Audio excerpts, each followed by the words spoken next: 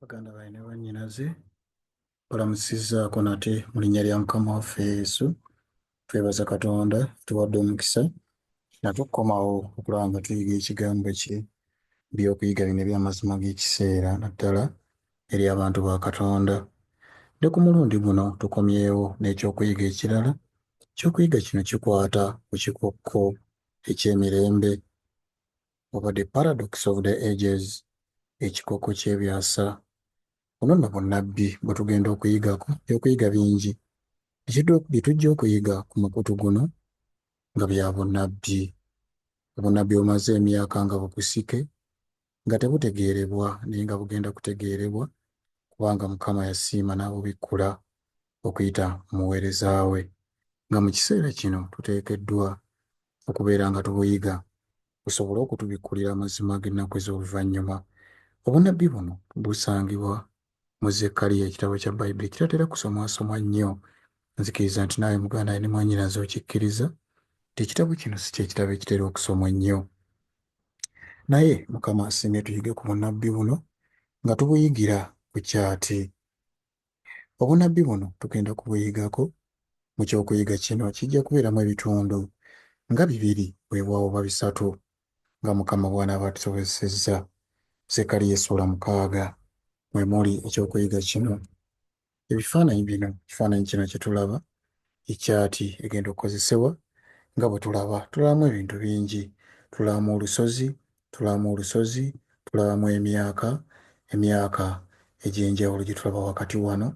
Tulabamu emyaka 1209, tulabamu 1335, tulabamu 309, tulabamu emyaka 4, ate tulabamu n'egino egya wansi 508, 538, 1798, 1844, 1889, 1903. Egyo gyonna myaka naye nga buli gumu gulina kye gutegeeza. Ne tulabamu era n'amagaali. Tulabamu eggaali esooka y'eno, eggaali eyookubiri, eggaali eyookusatu n'eggaali eyookuna. Eggaali zino tuziraba, kuliko kigaali nga kiriko n'embalaasi 2, ne kino kigaali kiriko embalaasi 2, ne kino kigaali kiriko embalaasi era ziizo 2, wano w'ensonga.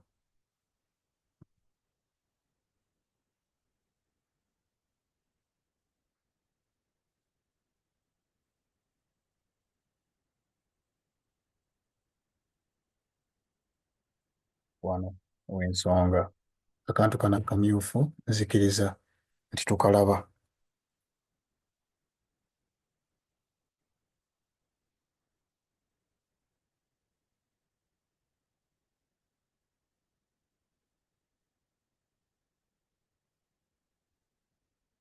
Tweyongereyo wano we ŋŋambye enzirugavu. Nolwekyo tulina eggaali erimyufu, eggaali eriko embalaasi emmyufu, embalaasi enzirugavu, embalaasi enjeru, ne lino eririko embalaasi. Lino nno liriko enjawulo kubanga tulabako embalaasi ez'enjawulo omuli zino ate ne zino obutafaana gaali zino ezisooka. N'ebyo byonna tugenda kubiraba n'amakulu gaabyo mu kyokuyiga kino. Tujja kusooka tufune ekyokusabako mu kyokuyiga kyaffe kino. Ekyokusabako tugenda kukisanga mu Testimony ey'okutaano, peegi 728 ku palagulaafu esooka. Bagamba nti Abayudaaya baali balindirira okujja kwa Masiya naye teyajja nga bwe baali baalanga nti bwe yali ajja okujja. Era singa baali nga bamukkiriza ng'oyo eyasuubizibwa, abasomesa baabwe abayivu bandibadde gye bakakatako okukikakasa nti baali baakola ensobi. Abakulembeze bano baali beeyawula okuva ku Katonda bo bennyini, era Sitaani n'akola ku birowoozo byabwe okubakulembera okugaana omulokozi. Mu kifo ky'okubeera nga bawaayo amalala g'ebirowoozo byabwe, baaziba amaaso gaabwe eri obujulizi bwonna obw'obwamasiya bwe, era tebaakoma bukomi kugaana bubaka bwa bulokozi bwabwe, naye baakakanyaza n'emitima gy'abantu eri Kristo. Atugamba nti ebyafaayo byabwe bigwana okubeera okulabula okukulu gye tuli. Tetuteekeddwa kusuubira nti Mukama bw'aba ng'alina omusana eri abantu be, nti Sitaani ajja kuyimirirawo mu mirembe, wabbali mu mirembe, n'atabaako kufuba kw'akola okubaziyiza okubufuna. Ajja kukola ku birowoozo okubisitulamu obuteesiga, obuggya era n'obutakkiriza. Katwegendereze tuleme okugaana omusana Katonda gw'aweereza olw'okubeera nti tuguzze mu ngeri ey'okutusanyusa. Emikisa gya Katonda kagireme okusindiikirizibwa ebbali okuva gye tuli, kubanga tetumanyi kiseera kya kukyalirwa kwaffe. Bwe wabaawo omuntu yenna atalaba era atakkiriza musana ye ku bubwe, kabafaana bwe batyo kabaleme okuyimirira mu kkubo ly'abalala. Abaagala, ebigambo bino bitegerekeka bulungi. Ekyokulabirako ky'Abayudaaya kitulabule, atugambye nti abakulembeze bano si bakulembeze ba byabufuzi, wabula baali bakulembeze ba ddiini, naye nti baali beeyawula ku Katonda. Sitaani bw'atyo n'akola ku birowoozo byabwe okugaana omulokozi. Era mu kifo ky'okuwaayo amalala g'ebirowoozo byabwe, baazibira ddala amaaso gaabwe ne bagaana okukakasa obwamasiya bwe. Ate tebaakoma bukomi bw'okugaana bulokozi, naye n'emitima gy'abalala baagikakanyaza. Mukama atuwadde okubuulirira nti waleme okubaawo n'omu gwe bw'obanga omusana tugulaba ate tukakanyaza mitima gy'abalala, tulemesa balala. Ekyokulabirako ekyagambye kitubeerera ekyokulabula ekikulu gye tuli ffe abatuukiddwako omulembe guno, ne tulaba nti Mukama bw'aba alina omusana gwawa abantu be, Sitaani tadda wali wabbali n'awummula, n'atabaako kufuba kw'akola okulaba ng'aziyiza omusana ogwo okutuuka ku bantu. Ajja kukola ku birowoozo okubisitulamu obuteesiga, obuggya n'obutakkiriza. Olwekyo Mukama atuyamba abaagalwa, tuleme okugaana omusana Mukama gw'atuweerezza olw'okubeera nti taguweerezza mu ngeri etusanyusa. Katuweeyo okusaba. Omwagalwa Katonda waffe Ayinza byonna, tukwebaza kubanga Mukama osiimye okutuwa obulamu otuuka mu kiseera kino. Osiimye tujje mu maaso go otubikkulire ebyama bino ebikulu. Twegayiridde Mukama aggula ebirowoozo byaffe. Oyo yenna anaalaba ekyokuyiga kino omuwa omukisa. Okimubalire okubeera omukisa Mukama, otubikkulire amazima tusobole okugategeera, gasobole otuteekateeka olunaku olw'entiisa olusembedde. Ekisa kye kituluŋŋamye mu byonna tukwegayiridde Mukama, atuluŋŋamisibwa Omwoyo Omutukuvu n'okuyita mu Kristo Yesu Mukama waffe. Amiina. Abaagalwa, muganda we ne mwannyinaze, tusaba ogende mu maaso ku mukutu guno ng'osubscribinga, olayikinga ate n'oyita n'abalala baganda baffe ne bannyinaffe tusobole okutegeera ebigambo bino ebikulu eby'ennaku ez'oluvannyuma mu lulimi lutegeerera ddala. Ebigambo bino tugambye nti tugenda kulaba ekikokko eky'emirembe emingi, ekintu ekitategeerekeka bulungi, ekitakkirizika naye ate nga kiteekeddwa okubeerawo, kintu kituufu naye nga si kyangu kukikkiriza, kizibu nnyo, kiringa kyama.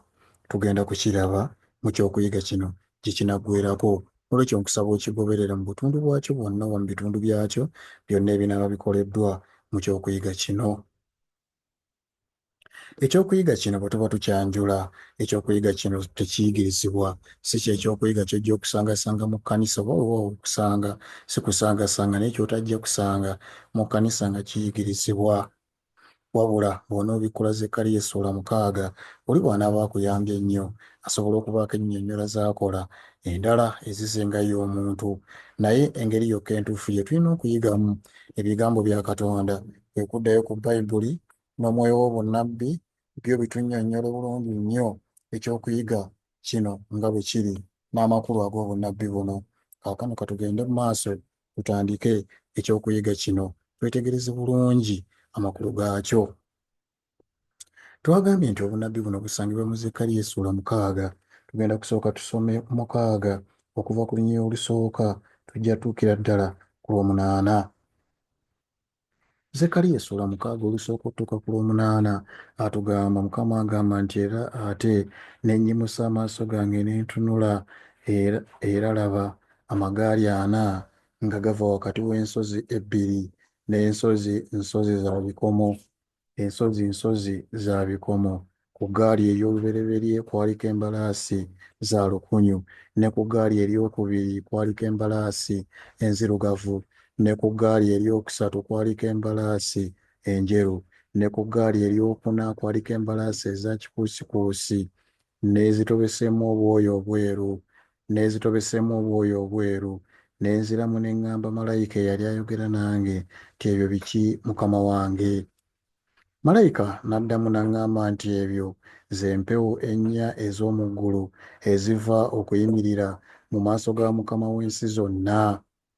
Liri eririko embalaasi enzirugavu livuddeyo okugenda mu nsi ey'obukiika obwakkono, n'enjeru zaavaayo ennyuma waazo, n'ezitobeseemu obwoya obweru zaavaayo okugenda mu nsi ey'obukiika obwa ddyo, n'eza kikuusikuusi zaavaayo nga zaagala okugenda zitambuletambule mu nsi.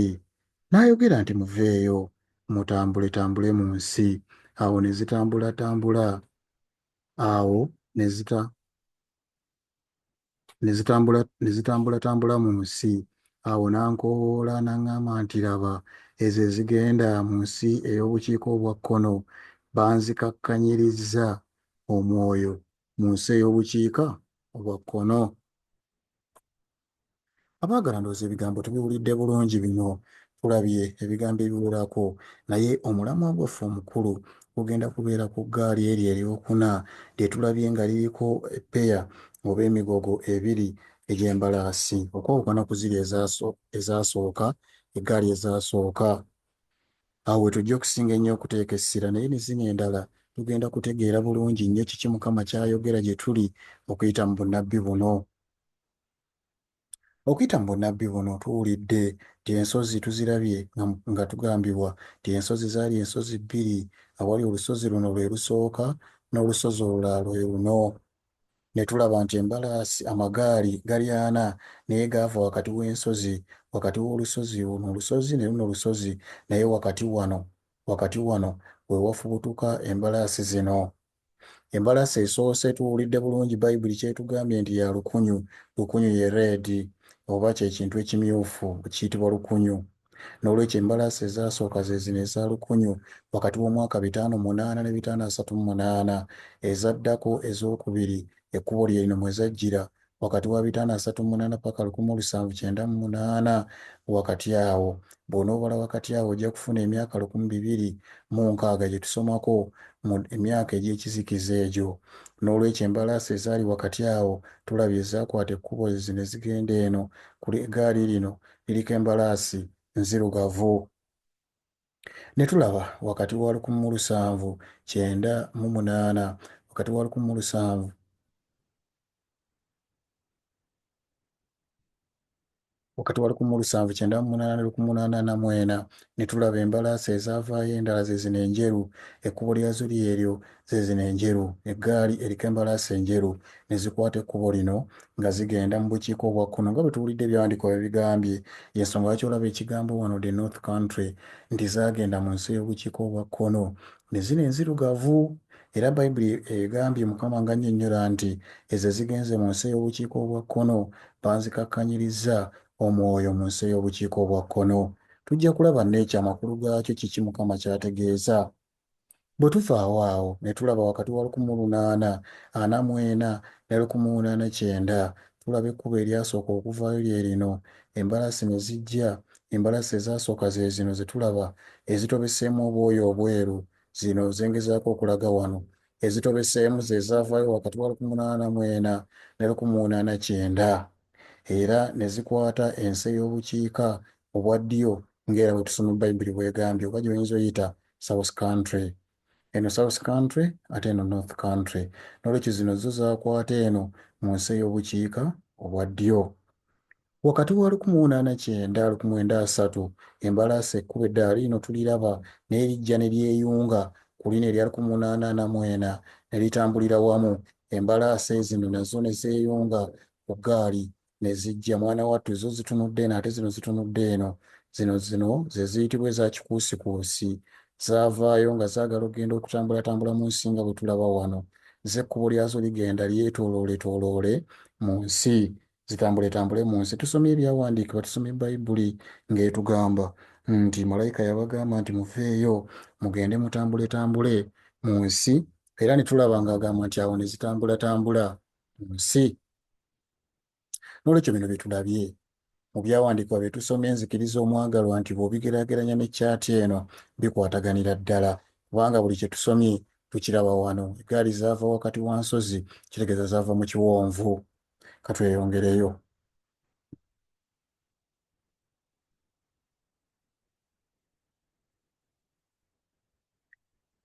Bwe tweyongerayo twagala tusooke twetegereze ddala olusozi mu kigambo kya Katonda lutegeeza ki? Kiki ekitegeezebwa mu kigambo olusozi? Kye twagala tusookere ddala okubeera nga twetegereza olusozi lutegeeza ki mu kigambo kya Katonda. Okutegeera amakulu g'olusozi tugenda kusoma mu Zekkaliya mwennyini, tusome essuula eno ey'omunaana. Tujja kusoma olunya olwokubiri n'olwokusatu. Olwokubiri lugamba nti bw'ati bw'ayogera Mukama w'Eggye nti nkwatirwa Sayuuni obuggya obungi, nkikwatirwa obuggya n'ekiruyi ekingi. Bw'ati bw'ayogera Mukama nti nkiddiddemu Sayuuni, n'abeeranga wakati mu Yerusaalemi, era Yerusaalemi kinaayitibwanga nti kibuga kya mazima, era nti lusozi lwa Mukama w'Eggye, olusozi olutukuvu. Noolwekyo Yerusaalemi atugambye wano nti kijja yitibwa ekibuga eky'amazima, era olusozi lwa Mukama w'Eggye, era olusozi olutukuvu. Noolwekyo wano tumanyi bulungi nti ebigambo bino ebyogerebwa byogera eri abantu ba Katonda. Abantu ba Katonda wano bafaananyizibwa olusozi, era n'atulaga Mukama nti baakuyitibwa olusozi lwa Mukama, olusozi lwa Mukama ow'Eggye, olusozi olutukuvu. Be bantu ba Katonda. Noolwekyo olusozi bantu ba Katonda okusinziira ku kyawandiikibwa ekyo. N'obujulizi obulala era tusobola okubusanga mu Danyeri. Bwe tubusanga mu Danyeri, Danyeri yali ng'asaba. Mu Danyeri essuula ey'omwenda nayo katusomeyo. Danyeri essuula tugenda kusoma ya 9. Bwe tusoma Danyeri essuula 9 tugenda kusoma olunyiriri olw'16. Tubuuke tusome n'olwabiri. Olw'16 lugamba bwe luti. Agamba nti ayi Mukama, ng'obutuukirivu bwo bwonna bwe buli, obusungu bwo n'obukambwe bwekooloobye buve ku kibuga kyo Yerusaalemi, olusozi lwo olutukuvu. Kubanga olw'okwonoona kwaffe n'olw'obutali butuukirivu bwa bajjajjaffe, Yerusaalemi n'abantu bo bafuuse ekivume eri abo bonna abatwetooloola. Kale kaakano, ayi Katonda waffe, wulira okusaba kw'omuddu wo n'okwegayirira kwe, era ku bwa Mukama oyazike amaaso go, awatukuvu wo awazise. Ayi Katonda wange, tega okutu kwo owulire, ozibule amaaso go otunuulire ebyaffe ebyazika, n'ekibuga ekituumibwa erinnya lyo, kubanga tetuleeta kwegayirira kwaffe mu maaso go olw'obutuukirivu bwaffe, wabula olw'okusaasira kwo okungi.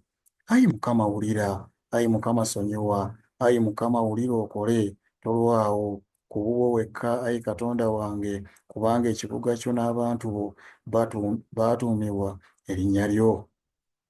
Olwabiri tuluwulirize nnyo. Agamba awo bwe nnali njogera era nga nsaba era nga njatula okwonoona kwange n'okwonoona kw'abantu bange Isirayiri. Tulabye abaagalwa, agamba nti n'okwonoona kw'abantu bange Isirayiri, era nga ndeeta okwegayirira kwange mu maaso ga Mukama Katonda wange olw'olusozi olutukuvu olwa Katonda wange. Olw'olusozi olutukuvu olwa Katonda wange. Tuwulidde Danyeri ng'agamba nti yali awaayo okwegayirira mu maaso ga Mukama Katonda we olw'olusozi olutukuvu olwa Katonda we. N'olwekyo wano tulaba abaagalwa, Danyeri yali asabira abantu ba Katonda olw'ekkanisa, era yagyogerako nga Yerusaalemi, era n'abageraageranya n'olusozi olutukuvu.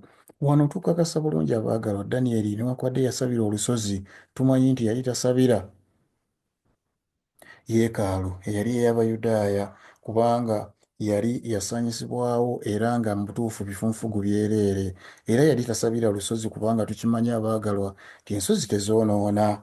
N'olwekyo abantu oba ekkanisa oba kale obwakabaka bw'abantu ba Katonda mu byawandiikibwa bye biragibwa ng'olusozi. Naye olw'okubeera nti ensozi zino ezoogerwako mu Zekkaliya zo nsozi za kyuma kubanga twalabye ng'agamba nti nsozi za kikomo. Ekyo kiraga nti ekkanisa eno eyogerwako wano oba ekkanisa ezikiikiriddwa wano kuba ensozi ziri bbiri. Ekkanisa ezikiikiriddwa wano kkanisa za maanyi kubanga ekyuma ky'ekikomo kyuma ky'amaanyi ekitayonooneka. N'olwekyo zino ekkanisa zitera okuba kkanisa ez'amaanyi ezijjuziddwa omwoyo, z'ekkanisa za Katonda ebbiri eziyitibwa ensozi ebbiri ez'ekikomo nga bwe twalabye ku kyati. Era ne bwe tweyongerayo ne tusomako mu Isaaya, era nawo tujja kweyongera abaagala okulaba mu Isaaya, era nawo ng'ayongera okulaga nti ekyamazima olusozi bw'alwogerako aba ayogera ku bantu be. Katusomeyokko, tusome olwokubiri mu ssuula eyokubiri eya Isaaya, tusome n'olwokusatu. Olwokubiri lugamba awo olulituuka mu nnaku ez'oluvannyuma olusozi, tuwulira agamba nti awo olulituuka mu nnaku ez'oluvannyuma olusozi olw'ennyumba ya Mukama lulinywezebwa ku ntikko y'ensozi era luligulumizibwa okukira ensozi, era amawanga gonna galikulukutira ku lwo. Olwokusatu Mukama agamba era amawanga mangi agalyambuka ne boogera nti mujje twambuke eri olusozi lwa Mukama, eri ennyumba ya Katonda wa Yakobo, eri ennyumba ya Katonda wa Yakobo, era anaatuyigirizanga ku makubo ge, naffe tunaatambuliranga mu mpenda ze, kubanga mu Sayuuni mwe mulifuluma amateeka n'ekigambo kya Mukama mu Yerusaalemi. N'olwekyo mu nnaku ez'oluvannyuma wano Mukama atulaze nti mu nnaku ez'oluvannyuma olusozi lwe lugenda kugulumizibwa ku ntikko y'ensozi zonna. Ono tayogera kirala kyonna wabula ayogera ku kkanisa ye nti mu nnaku ez'oluvannyuma egenda ggulumira esukkulume amakanisa amalala gonna, era n'abantu bangi mwana wattu bagenda kulukuta nga bagenda eri olusozi olwo oba eri ekkanisa ye. N'olwekyo olusozi eba kkanisa. Ekkanisa eno oba olusozi luno olwayogeddwako zetulabye mu kyati yaffe gye tuli mu kugenda nayo mu maaso, twalabye nti nno lwa kikomo. Ne lwaki? Ekikomo abaagalwa, ekikomo kye kyuma ekiyogerwako ng'ekyuma ekigumu ekitayonooneka. N'olwekyo gano makanisa ga mirundi ebiri nga matukuvu ate nga gayina ebisaanyizo oba ebintu ebigakola nga bya butaggwaawo. N'olwekyo kyava agamba nti ensozi bbiri ez'ekikomo, zino ensozi ziteekwa kubeera nga nnywevu, ngumu, zijjudde omwoyo wa Katonda, zirina amaanyi ezitasoboka yadde okunyeenyezebwa, n'olwekyo z'amaanyi ng'ekikomo. Amakanisa ago ge tumanyi obulungi agoogerwako ag'emirundi ebiri mu byafaayo by'abantu ba Katonda, amakanisa ago gasobola kubeera ekkanisa y'Obukristaayo eyasooka, tukimanyi bulungi, gy'oyinza osomako mu Bikolwa by'Abatume ssuula 2, olusooka n'ogenda ku lwokuna amaanyi gaayo gaali osobola okugalabirako awo. Ate n'ekkanisa egenda okujja gye tusomako mu Yoweeri ssuula 2:28-29 ng'ejjudde omwoyo, n'eri tumanyi bulungi nti yafukibwako omwoyo wa Mukama. N'ekkanisa empanguzi Mukama gy'ateekateeka okujja mu kkanisa ye olwaleero eya Seventh Day Adventist, ekkanisa egenda okuba ennongoofu, egenda okubeera ekkanisa empanguzi, z'ekkanisa bbiri. N'olwekyo ezo ensozi bbiri, ekkanisa ey'Obukristaayo eyasooka, ensonga lwaki kyati tugitunuulidde nga tulaba awali omusaalaba, omusaalaba bwe guvaako, bwe tulaba wano ne tulaba omusaalaba, wano omusaalaba, ekkanisa eyo ekkanisa y'Obukristaayo eyasooka. Ekkanisa endala eri mu biseera eby'omu maaso gye tusemberedde y'ekkanisa empanguzi. Ekkanisa ey'empanguzi Mukama gy'ateekateeka okujja mu kkanisa ye oluvannyuma lw'ogirongoosa, nga bwe tujja okweyongera okulaba mu by'okuyiga n'engeri Mukama gy'agenda okukikolamu. Kati wakati w'amakanisa gano abiri kye kiwonvu, kuba ensozi bwe ziba bbiri wabaawo ekiwonvu. Mukama akyogerako nti kiwonvu. N'olwekyo wakati mu kiwonvu kino mwe muva eggaali zino n'embalaasi zaazo. Ansuubire omwagalwa nti tuli wamu mu nsonga eyo.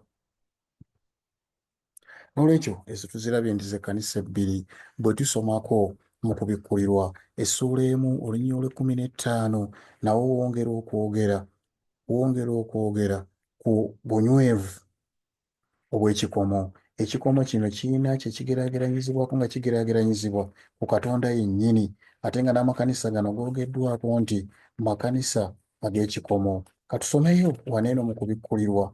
Tugenda kusoma kubikkulirwa essula emu, tusome olunyolo lw'e15 tuwulire Mukama ekifaananyi ky'atusiigira. Olunyolo lw'e15 lugamba mu kubikkulirwa essula emu nti n'ebigere bye nga bifaanana ng'ekikomo ekizigule ng'ekirongoosebbwa mu muliro, n'eddoboozi lye nga liri ng'eddoboozi ly'amazzi amangi, n'ebigere bye nga bifaanana ng'ekikomo ekizigule. Noolwekyo ebigere bya Katonda byogerwako nga bigeraageranyizibwa nga ekikomo ekizigule, ekikomo ekizigule. Noolwekyo ekkanisa zino bwe ziba nga nazo zaayogerwako nti za kikomo, zifaananira ddala nga Katonda. Kristo ayogerwako bw'oba osomye mu Acts of Apostles 5:85 ayogerwako nti ayimiridde wakati w'amakanisa gano omusanvu ag'endagaano empya, era ebigere bye byogeddwako nga ekikomo, nti kikomo ekizigule, ekikomo ekizigule. Tujja kulaba lwaki Kristo yageraageranyizibwa n'ekikomo kino. Tugenda kweyongerayo tulabe ensonga eno lwaki. Ekyo nno nga kiraga nti ensozi zino ebbiri kyeyongera okulaga nti zigenda okutuukirira kwazo kwa kubeerawo omulembe ogw'Obukristaayo, omulembe ogw'Obukristaayo ogulimu abantu abangi, kubanga mu byafaayo abaagalwa kye twetaaga ekirala okutegeera, tulinamu ebyafaayo bikutulwamu emitendera esatu emikulu. Tulina ebyafaayo bya mirundi ebyafaayo by'ensi eno bikutulwamu emitendera esatu emikulu, naye omutendera ogw'Obukristaayo mwe mugenda okubeera, oba omutendera ogulimu Kristo mwe mugenda okulabikira amakanisa gano ag'emirundi ebiri ag'ekikomo, kubanga n'ebigere bya Kristo tubiwulidde nga byogerwako nti bigere bya kikomo ekizigule. Emitendera egy'esatu egikutulwamu, ogusooka obala okuva ku butonzi okutuuka ku mataba, kye ekiseera ekyasookera ddala okuva ku butonzi okutuuka ku mataba, kye kiseera ekisooka. Ekiseera ekyokubiri kwe kuva ku mataba okutuuka ku kujja kwa Kristo omulundi ogwasooka, ekyo kye kiseera ekyokubiri. Kati ekiseera ekyokusatu okuva ku Kristo okujja kwe omulundi ogwasooka okutuuka ku kujja kwe omulundi ogwokubiri, ekyo kye kiseera ekyokusatu. Ebyo ebiseera bya mirundi esatu ebikutulwamu byafaayo by'ensi eno okusinziira mu bwakatonda. Obutonzi okutuuka ku mataba, amataba okutuuka kujja kwa Kristo omulundi ogwasooka, okuva okujja kwa Kristo omulundi ogwasooka okutuuka kujja ku omulundi ogwokubiri. Ekyo nno nnamba 3 kye kiseera kye tulimu, kuba tumanyi nti Kristo yajja dda ate n'agenda mu ggulu, tumulinda okuddako omulundi ogwokubiri. Ekyo kye kiseera nnamba 3. Era ekyo ekiseera nnamba 3 we tusanga oba we tulina okulabira amakanisa gano ag'emirundi ebiri agoogerwako ng'ensozi ez'ekikomo, kubanga ekikomo era mukimanyi abaagalwa nti kyekyuma nnamba 3 mu byuma. Nnamba 3 kyekikomo, kubanga tukimanyi abaagalwa nti ekyuma ekisooka ye zaabu oba gold, ekyuma ekyokubiri ye ffeeza oba siriva, ekyuma ekyokusatu tuzzaako kikomo. Nolwekyo omulembe gwakusatu era n'ekyuma kyakusatu. Nolwekyo amakanisa ag'ekikomo geego googerwako ng'amakanisa agagenda okulabikira mu kiseera eky'Obukristaayo oba ekiseera nnamba 3. Kansuubire nti tuli wamu lwaki Katonda yakozesa ekikomo ekiseera nnamba 3. Ate galina qualities oba ebigakola bifaananira ddala ne Katonda oba n'ebigere bya Mukama waffe ebyogerwako mu kubikkulirwa gye tusomye nti bigere bifaana ekikomo ekizigule. Wakati w'ensozi tulabye abaagalwa, tweyongerayo nga tugenda tutegeera mpola ensozi zo tumaze zitegeera nti ezo kkanisa. Lwaki za kikomo? Kkanisa nywevu za maanyi, zirina omwoyo, yali yafukibwako Pentekote ate ne kkanisa egenda okujja, era kye kimu eky'okugituukako n'okusinga kweri. Kaakano ekiwonvu oba ebbanga eririwo wakati w'ensozi zino ebbiri kitegeeza ki? Kino abaagalwa nga tetugenze wala nnyo, kino okusookera ddala mu kusooka kiteekwa kubeera nga kitegeeza ekiseera ekiriwo wakati w'amakanisa gano ag'emirundi ebiri, okuva ku kkanisa eri eyasooka bwe yagenda ate n'okutuuka we tunaatuukira mu kkanisa esembayo, ekkanisa empanguzi. Ekkanisa eyo empanguzi kitegeeza ffe leero ekiseera bwe tuyimiridde mu bbanga eryo oba mu vvaala oba mu kiwonvu ekyo, tusemberedde nnyo olusozi olwokubiri olw'ekikomo okubeera nga lulabikako. Tusemberedde nnyo ekkanisa eno ey'okubiri kubanga ekkanisa ey'okubiri ekyamazima egenda kuggyibwa mu kkanisa eno eriwo leero eya Seventh Day Adventist, mwe mugenda okuva ekkanisa empanguzi egenda okuyitibwa olusozi olw'ekikomo olwokubiri. N'olwekyo obunnabbi buno bugenda kutuukirira mu nnaku zaffe zino ez'oluvannyuma, kubanga kino bwe kiba nga kye kiwonvu okuva ku lusozi luno okutuuka ku lusozi luno wano wakati wano we tuli. N'olwekyo kitegeeza ffe tusemberedde nnyo okutuuka ku lusozi luno okusinga bano abaasooka ng'abalagibwa wano mu ggaali ery'embalaasi emmyufu n'ebirala nga bwe tugenda okulaba. Tetuli eno mu myaka gya 508 oba 538 oba 1798 oba 1840 yadde 1889, tuli mu maaso ga 1903. N'olwekyo ekyamazima tunaatera okutuukira ddala ku lusozi luno.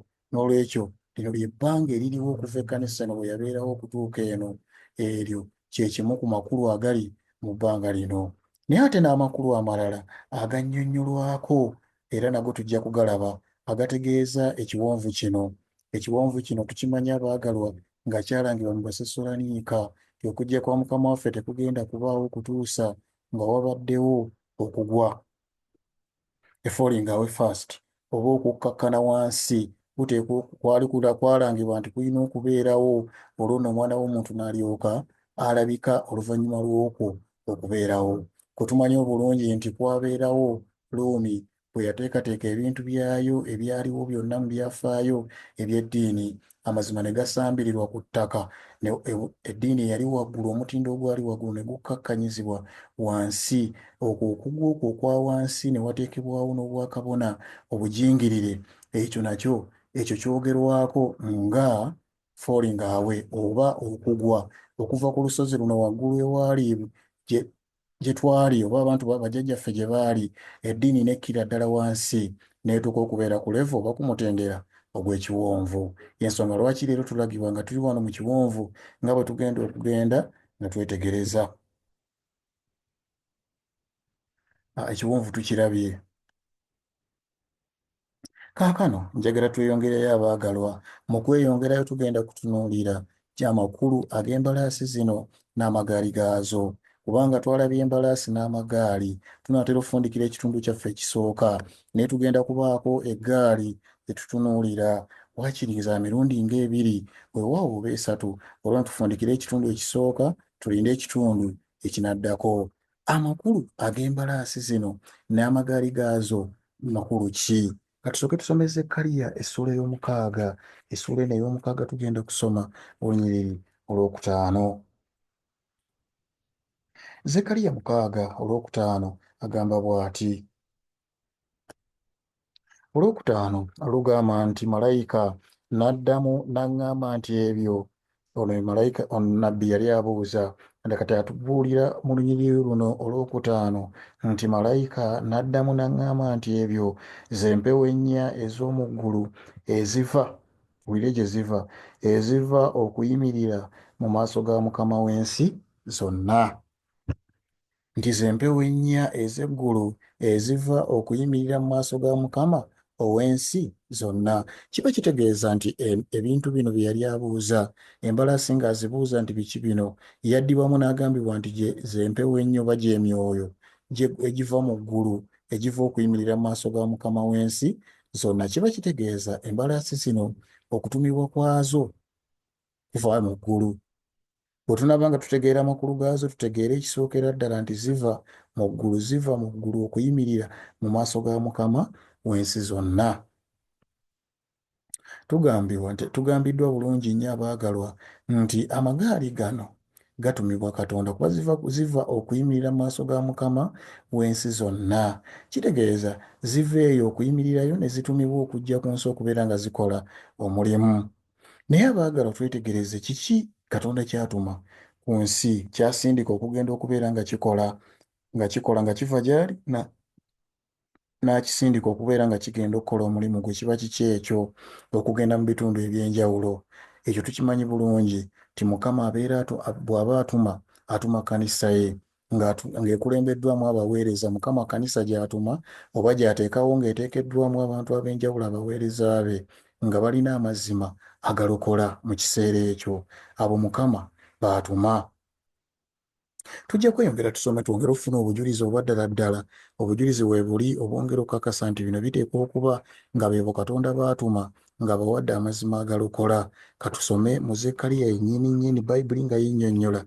Zekkaliya essuula kuno tugenda kusoma emu olunyiri lwa 8 tutuuke ku lw'11. Zekkaliya 1:8 lutugamba, Mukama agamba nti awo olulituuka ku lunaku. Katusome Zekkaliya 1 olunyiri lw'8. Olw'8 lutandika lugamba nti natunula ekiro era laba omuntu nga yeebagadde embalaasi ya lukunyu. Yatunula ekiro n'alaba omuntu nga yeebagadde embalaasi ya lukunyu era ng'ayimiridde wakati w'emiti emikadasi egyali mu kiwonvu, n'ennyuma we embalaasi eza lukunyu n'eza kikuusikuusi n'enjeru. Awo ne njogera nti, ayi Mukama wange, ebyo biki? Malayika eyali ayogera nange n'aŋŋamba nti, naakwolesa ebyo bwe biri. Omuntu eyali ayimiridde wakati w'emikadasi n'addamu n'ayogera nti, ebyo Mukama by'atumye. Wuliriza ekigambo ekyo. N'addamu n'ayogera nti, ebyo Mukama by'atumye okutambulatambula ku nsi. Olw'11 nawo tuluwulire, agamba nti ne biddamu malayika wa Mukama eyali ayimiridde wakati w'emikadasi ne byogera nti, tutambudde ku nsi era laba ensi yonna eteredde ewummudde. Ensi yonna eteredde ewummudde. N'olwekyo mwagalwa, ndowooza wano tubadde tugoberera bulungi nnyo ebigambo bino. Ebigambo bitulaze nga okusooka byonna ebigambo bitulaze nti yannyonnyolwa n'agambibwa nti ebyo Mukama by'atumye okutambulatambula ku nsi. Ate oluvannyuma nabyo byennyini bivaayo ne bigamba malayika nti tutambudde ku nsi era laba ensi eteredde ewummudde. Kiki kye twetegereza wano? Mu kwetegereza kye twetegereza wano, embalaasi zino ziteekwa kubeera nga bantu. Embalaasi zino ziteekwa kubeera ekisookera ddala nga bantu, naddala bateekwa kubeera ababuulizi oba abasomesa, kubanga zaatumibwa Mukama. Olunyiri olw'10 bwe lutugambye nti ebyo Mukama by'atumye okutambulatambula ku nsi. Olunyiri olw'11 ate lwongedde tubikkulira amazima amalala nti ebintu bino biteekwa okuba nga n'okwogera byogera. Abaagalwa, Katonda tumanyi bulungi nti bw'atuma tatuma mbalaasi wabula atuma bantu. Ate era tukimanyi nti ttalanta ey'okwogera muganda we ne mwannyinaze, ttalanta ey'okwogera Katonda ekitonde kye yagiwa ffe abantu, era abantu Mukama baatuma nga bawadde obubaka okubutwala eri abantu ab'enjawulo ng'ayita mu kkanisa ye. Mwatumire abantu batwale obubaka eri abantu be. N'olwekyo ebintu bino Mukama teyatuma mbalaasi zennyini nnyini, naye embalaasi zikiikiridde abo Katonda b'aba atumye, abasomesa b'amazima oba ababuulizi ababaweereddwa obubaka mu kiseera ekyo. Ensonga lwaki byavaayo oluvannyuma ate n'okwogera nabyo ne byogera ng'ate muntu yekka gwe tumanyi obulungi ayogera. Era bw'osoma mu Zekkaliya essuula ey'ekkumi, bwe tusoma mu Zekkaliya essuula ey'ekkumi, katusomeyo nayo tuwulire. Bwe tusoma olunyiriri olwokusatu mu ssuula eno ey'ekkumi lutugamba nti obusungu bwange buyimuse.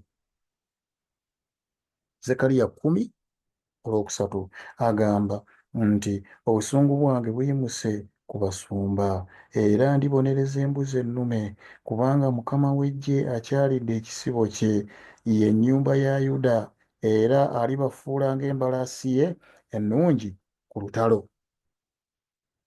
Abaweereza ba Mukama aboogerako ng'embalaasi nti wakubafuula ng'embalaasi ye ennungi ku lutalo. N'olwekyo olunyiriri luno lutulaze bulungi nti ekkanisa oba abaweereza be bafaananyiziddwa n'embalaasi ennungi ku lutalo.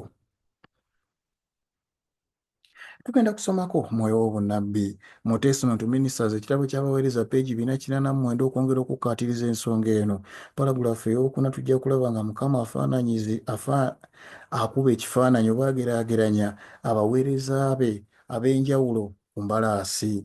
Agamba nti entambula ezakyejjira era ez'okumala gatambula ez'abamu abeegamba okubeera Abakristaayo ziragibwa bulungi okuyita mu mulimu ogw'embalaasi ez'amaanyi naye nga si ntendeke. Entambula ezakyejjira ezitali nteeketeeke ez'abamu ku beegamba okuba Abakristaayo ziragibwa bulungi mu mulimu ogw'embalaasi ez'amaanyi naye nga si ntendeke. Emu bw'esikanga ezza mu maaso endala n'esikanga ezza mabega ku ddoboozi lya Mukama waazo. Emu n'esikanga egenda mu maaso ate endala n'eyimirira ng'ebugubye. Singa abantu tebaatambule nga bakwatagana mu mulimu omukulu era omunene ogw'ekiseera kino, wajja kubaawo okutabukatabuka.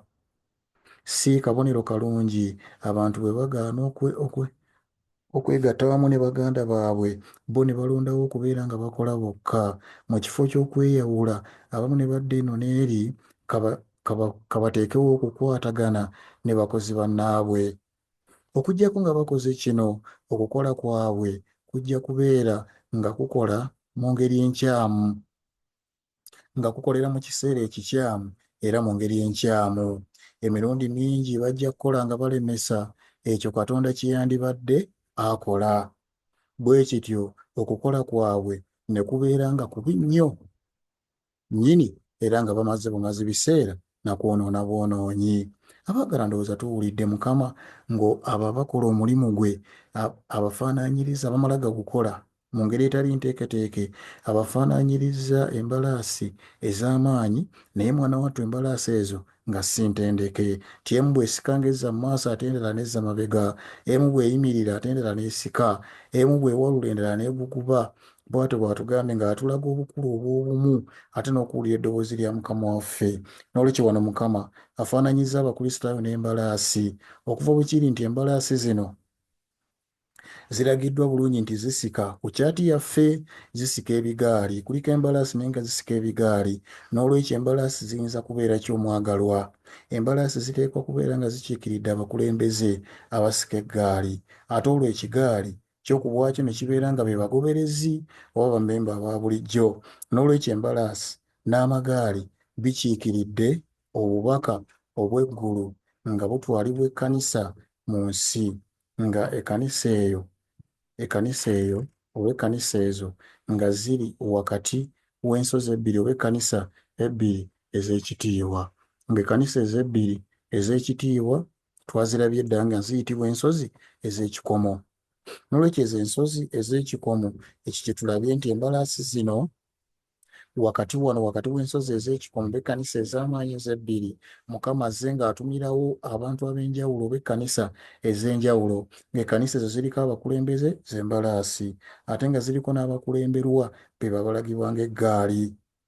Abo be batulagibwa wano mu bunnabbi buno. N'olwekyo embalaasi nazo tuzitegedde, baweereza ba Mukama baatuma, baliko n'ekigaali, eggaali be batwalibwa. N'olwekyo eggaali awamu n'embalaasi zaako zikiikiridde ekkanisa mu biseera eby'enjawulo nga bwe tugenda okulaba. N'olwekyo embalaasi zino abaagalwa nga bwe tuzirabye, kitegeeza tugenda kwetegereza tulabe kkanisa kyeyogerwako wano. Zino embalaasi bakulembeze, zino embalaasi bakulembeze, zino embalaasi enzirugavu zino bakulembeze. Eggaali lino eriwalulwa kuba abakulembeze ebbanga bonna be bakulemberamu mufe abantu ba bulijjo ne tugoberera. N'olwekyo muno mwe muli abantu ba bulijjo, muno mwe muli abantu ba bulijjo, muno mwe muli abantu ba bulijjo, muno mwe muli abantu ba bulijjo. Zino embalaasi bakulembeze, zino embalaasi bakulembeze, ansubire nti tuli wamu. N'olwekyo bw'ogatta embalaasi n'eggaali y'ekkanisa okutwaliza awamu. N'olwekyo tujja laba ekkanisa mu kiseera kino, tulabe ekkanisa mu kiseera kino, tulabe ekkanisa mu kiseera kino ate ne mu kiseera kino ekyewuunyisa. Mukama yeebazibwe, nzikiriza nti tuli wamu era tugoberera. Tunaatera okumaliriza ekitundu kyaffe kino ekisookera ddala. Kakati katutunulire langi. Mujjukire abaagalwa bwe tubadde nga tusoma Bayibuli etulaze nti buli mbalaasi zonna ezoogerwako wano za langi ya njawulo. Langi eno eteekwa okuba ng'eraga embeera ezaaliwo mu kiseera ekyo ekkanisa we yabeerawo, mbeera ki ze yalimu, yakufaanana etya mu kiseera ekyo, abantu ba Katonda mu kiseera ekyo bagenda kuba bafaana batya, oba mbeera ki ze balina. Ekyo kye kitulagibwa mu zirangi ez'enjawulo. Mujjukire nti eggaali eryasoose twalabyeko embalaasi za lukunyu, eggaali eryokubiri nzirugavu, eggaali eryokusatu njeru, eggaali eryokuna liriko ezitobesa obwoya obweru ate n'eza kikuusikuusi. N'olwekyo ge magaali ana, naye nga buli ggaali tewali mbalaasi zirina langi y'emu ne zinnaazo, buli zimu zeefaanana zokka. Ekyo kiraga mbeera ey'enjawulo ey'abantu ba Katonda mu kiseera ekyo. Omwagalwa muganda we ne mwannyinaze, kaakano katutandike okutunuulira embalaasi zino ez'enjawulo. Tulabye nti embalaasi n'eggaali eyo kkanisa. Katutunuulire ekkanisa esookera ddala eyajja wakati wa 580 okutuuka mu 538 wakati w'emyaka egyo, nga zino ze mbalaasi emmyufu oba eza lukunyu, bayibuli zeyita eza lukunyu. Abaagalwa, ekimyufu mu byawandiikibwa omanyi kye kitegeeza? Nzikiriza nti ng'omuyizi w'ebyawandiikibwa era ayize ku byawandiikibwa, ekimyufu omanyi kye kitegeeza, kubanga mu byawandiikibwa ekimyufu tumanyi nti kirina amakulu agannamaddala amanywevu, amakulu ge tumanyi ga mirundi ebiri. Ekimyufu bwe kitategeeza kibi, kitegeeza kuyiwa musaayi. Kitegeeza okuyiwa omusaayi oba ekibi, ge makulu ge tumanyi obulungi. Naye wano mu Zekkaliya essuula eno ey'omukaaga gye tuli mu kuyigako, muganda we ne mwannyinaze, gano amakulu gateekwa okuba nga gakiikiridde kuyiwa musaayi, kubanga eggaali zino tezisobola kubeera nga zikiikiridde oba nga ziragibwa ng'embalaasi nti kibi, kuba ntujjukira abaagalwa nti embalaasi zino zaalagiddwa dda nti myoyo egiyimirira mu maaso ga Mukama era giva gy'ali okujja okutambulatambula mu nsi, kati bantu bayinza kubeera kibi. N'olwekyo amakulu ag'ekibi wano tegakola. Mukama atugamba tubeere nga tuli bantu abalina obwongo obulowooza n'okulowooza bwe kyetaagisiza, naye nga tetulowooza bikontana na kigambo. N'olwekyo embalaasi zino ziteekwa kuba emmyufu nga zikiikiridde okuyiwa omusaayi, kubanga zaava eri Mukama. Bw'oba osomye Olunyoola olwokutaano nga bwe twalusomye dda. N'olwekyo embalaasi zino emmyufu zikiikiridde okuyiwa omusaayi, ziraga musaayi ogwayiibwa, omusaayi ogwayiika mu kiseera kino 580 okutuuka 538. Omusaayi guno ogwayiika omwaka gwa 580 we wasimbuka emyaka gino egy'obunnabbi. Kino kyo kyakuyiga ekyetongodde eky'enjawulo kye tuliyigako era mu kyokuyiga ekirala ne kiginnyonnyola bulungi emyaka gino n'obujjuvu bwagyo n'amakulu gaagyo. N'olwekyo abaagalwa, zino embalaasi ezisookerwako ekkanisa eno esooka, ye kkanisa eyo yalimu okuttibwa okw'amaanyi okw'abajulizi, okw'abantu ba Katonda abattibwa mu kiseera ekyo. Katweyongereyo tusome.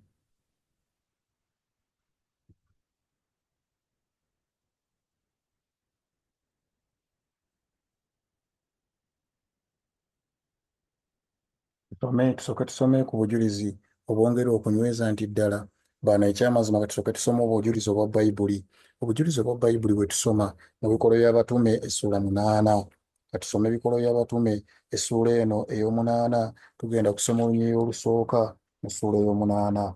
Olusooka lugamba nti ne Sawulo yasiima okuttibwa kwe, ne wabaawo ku lunaku olwo okuyigganyizibwa kunene ku kkanisa eyali mu Yerusaalemi. Bonna ne basaasaanira mu nsi y'e Buyudaaya ne Samaliya, wabula batume bokka be bataasaasaana, naye okuyigganya kwali kungi. Tuwulidde ne Sawulo yasiima okuttibwa kwe, tuwulidde wano Siteefano ng'attiddwa. N'olwekyo okuttibwa okwaliwo awo n'okusaasaanyizibwa okw'amaanyi kwe tuwulidde, okwo kwe kwogerwako wano, kwe kulagibwa ng'embalaasi eza lukunyu oba embalaasi emmyufu. N'olwekyo bano aboogerwako wano be bajulizi. Abajulizi bano katubasomeko n'omwoyo w'obunnabbi era ayongera okitangaaza bwe tusoma mu Early Writings peegi ey'e18 paragulaafu esooka, peegi 18 paragulaafu esooka era n'eyokubiri, agamba nti nalaba ennimiro endala ejjudde ebika byonna eby'ebimuli, era bwe nagenda okubinogako ne njogerera waggulu nti bino tebiriyonooneka. Oluvannyuma ne ndaba ennimiro ey'omuddo omuwanvu ogw'ekitiibwa ennyo okulabako. Gwali muddo ogwa kiragala omulamu era gwali gumasamasa nga ffeeza ne zaabu. Bwe gwewuuba mu ngeri ey'ekitiibwa bwe gwewuubawuuba mu ngeri ey'ekitiibwa eri kabaka Yesu. Oluvannyuma ne tuyingira ennimiro ejjudde ebika byonna eby'ensolo nga mulimu empologoma, omwana gw'endiga, engo n'omusege, byonna wamu nga biri wamu bikwatagana. Ne tuyita wakati mu byo era ne bitugoberera mu mirembe. Oluvannyuma ne tuyingira ekibira naye nga tekifaanana ng'ebibira ebikwafu bye tulina wano, nedda, wabula ekibira ekitangaavu era nga kyonna kya kitiibwa okwetooloola. Amatabi ag'emiti geenyeenya nga gadda eno n'eri, era ffenna ne twogerera waggulu nti tunaabeera mirembe mu ddungu era tuneebaka mu bibira. Ne tuyita mu bibira kubanga twali ku kkubo lyaffe nga tutambula nga tugenda ku lusozi Sayuuni.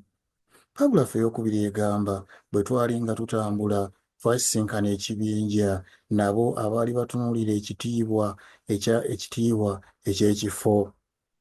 Neetegereza ne ndaba akakoloboze akamyufu ku byambalo byabwe, akakoloboze nga kasaziddwa wansi ku byambalo byabwe akamyufu. Engule zaabwe zaali zimasamasa, ebyambalo byabwe byali byeru ttuku. Bwe twabalamusa ne mbuuza Yesu nti bano baani? N'antegeeza nti bano baali bajulizi. Tuwulirize ekyo. Yesu n'aŋŋamba nti bano baali bajulizi abaali battibwa ku lulwe, era wamu nabo kwaliko ekibinja ekitabalika eky'abaana abato, era nabo baalina akakoloboze akamyufu nga kasaziddwa ku byambalo byabwe. Erinnya lya Mukama lyebazibwe. Muganda ndi mwannyinaze. Omwoyo w'obunnabbi atuyambyeko okweyongera okutegeera ensonga eno. Ensonga eno etegerekese bulungi nga tulabye ng'atugambye nti embalaasi zino emyufu be bajulizi ababattibwa. Y'ensonga lwaki Mukama yakozesa ekimyufu, yakozesa langi emmyufu okulaga okuyiwa omusaayi, era n'omwoyo w'obunnabbi ne tumusoma naye n'atukkaatiriza bulungi. Ne Sisita White okwolesebwa kwe yaliko bwe yali ng'atambula nga batambulatambula ne balaba abajulizi ng'era bambadde yunifoomu ng'eriko akasaze akamyufu okubaawula ku bantu abalala. Ekirala tulabye nti ekiseera ekyo waliwo okuyigganya nga bwe tusomye mu Bayibuli okw'amaanyi, era ne Great Controversy page eno eyaana paragulaafu esooka katugisome tuwulire. Agamba nti okuyigganya kuno okungi okwatandikira wansi wa Nero nga mu kiseera eky'okuttibwa kwa Pawulo kwagenda mu maaso nnyo nnyini mu maanyi, oba mu kiruyi nga kigenda kikendeerako mpola okumala ebyasa ebingi. Abakristaayo baavunaanibwanga nga bawaayiriziddwa emisango eminene ennyo egy'entiisa, era ne balangirirwako okubeera nti be bavuddeko obutyabaga obunene, enjala, kawumpuli n'ebikankano. Bwe bagenda nga bafuuka ebintu eby'okubeera nga bikyayibwa wonna era n'okubuusibwabuusibwa, abakessi baayimiriranga nga beeteefuteefu olw'okubaako kye beefunira okulyamu olukwe abatalina musango. Baasalirwanga emisango abayeekera Obwakabaka ng'abalabe b'eddiini, era nga batwalibwanga ebinyuunyuusi ery'ensi. Omuwendo munene gwakasukibwanga eri ensolo ez'omu nsiko, era abalala ne bookebwanga balamu mu bisaawe ebirimu abantu abeerolera. Abamu baakomererwa, abalala baabikkibwangako amaliba ag'ensolo ez'omu nsiko, era ne basuulibwa mu bisaawe okubeera nga bayuzibwayuzibwa embwa. Ekibonerezo byabwe emirundi mingi byafuulibwanga ekintu ekisanyusa abantu nga bakuŋŋaanye. Enkumi n'enkumi zaakuŋŋaananga okusanyukira mu kulaba era n'okulamusa obulumi bwabwe obw'okufa, nga bwe baseka era nga bwe basaakaanya. Omwagala, ndowooza tuwulidde ekiseera kino kyali kibi nnyo. Abantu ba Katonda baatulugunyizibwa, abantu ba Katonda baayiganyizibwa, bangi ne battibwa nga babatwala nga binyuunyuusi, ne baba bawaayiriza nti be baleese obutyabaga, be baleese enjala be bavuddeko okubonaabona ne bateeka obukyayi bw'amaanyi mu bantu, era bwe batyo bangi ne basalirwa emisango ng'abayeekera. Tulabye nti bangi baakomererwa, abalala baabasuulanga eri ensolo zibalye, abantu baakuŋŋaananga mu bisaawe okwerolera ensolo engeri gy'egajambula omuntu, abalala ensolo ne zibagoba mu bisaawe ng'abantu baseka nga basaakaanya kyannaku. Nolwekyo muganda ne mwannyinaze bajjajjaffe baabonaabona bwe batyo ku lw'obukristaayo. Omwagalwa gwe nange tubonyeebonye kyenkanawa, twewaddeyo kyenkanawa okugoberera mazima ga Mukama nga tetufudde ku ki. Ate twebaza Mukama nti ffe olwaleero yatusaasira n'atuwa n'obulamu tewali kufa. Leero okuttibwa tekuliwo ku lw'eddiini, wabula ekiriwo leero kulaba nga tugoberera amazima n'okweresa ebyaffe n'okufa ku kwerowoozaako, tugoberera bw'ati bw'ayogera Mukama. Nga tuzze ku mulamwa gwaffe embalaasi emmyufu tuzirabye nti abo be bajulizi abattibwa. N'olwekyo embalaasi ezo tugenda kuzivaako nga tulabye eggaali lyaffe lino erisooka. Eggaali esooka tugirabye nti bano be bajulizi ekiseera ekyo ekyabeerawo, ekiseera ekyalimu okutta kw'abantu ba Katonda n'okubayigganya. Mu kiseera ekyo wakati wa 5-8 okuyigganya okwo okunene okwaliwo, ensonga lwaki mulaba abaagalwa ekkubo ly'embalaasi zino terina gye lyalaga, lyatemwako. Naye embalaasi endala zonna ezaddako zirina ekkubo gye zaagenda era ekkubo nga liwanvu, n'endala ne zino ezisembayo ez'okutambulatambula mu nsi, naye zino zo tulabidde ddala abaagalwa ng'ekkubo lyakoma wano, lyatemwako olw'okuttibwa kwabwe, omulimu ne gulemesebwa. Abantu ba Katonda bano be bajulizi, era tulabye obujulizi bwonna obukakasa ekyo. N'olwekyo be Mukama be yasooka okutuma mu kiseera kino ky'ati eno beetuyigiriza. Omulundi oguddako tujja tweyongere tuyige nate, tulabe embalaasi ezaddako eggaali eryokubiri nga ze nzirugavu, tulabe n'eriddako.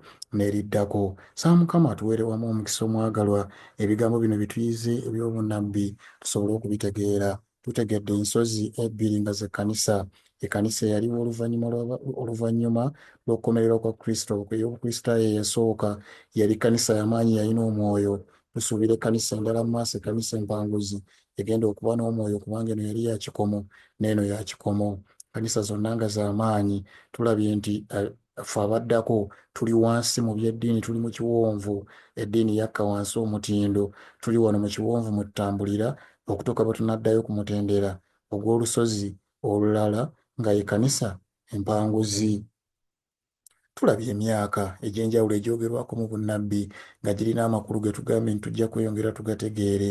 Tujja kutegeera emyaka 1209, 1206, 1335, emyaka 390 ate n'40. Ebyo tujja kubitegeera. N'olwekyo erinnya lya Mukama lyebazibwe. Oluvannyuma lw'okutegeera ekyo kye tutegeddeko, tusaba Mukama anyweze obulamu bwaffe mu kukkiriza, ate era omukutu guno gusaasaanye eri abalala. Bw'oba olina linki gisaasaanye eri abalala omwagalwa. Kyokka osobola n'okutukubirako ne tweyongera okwogera oba tufuna ku WhatsApp ku nnamba 0772493475.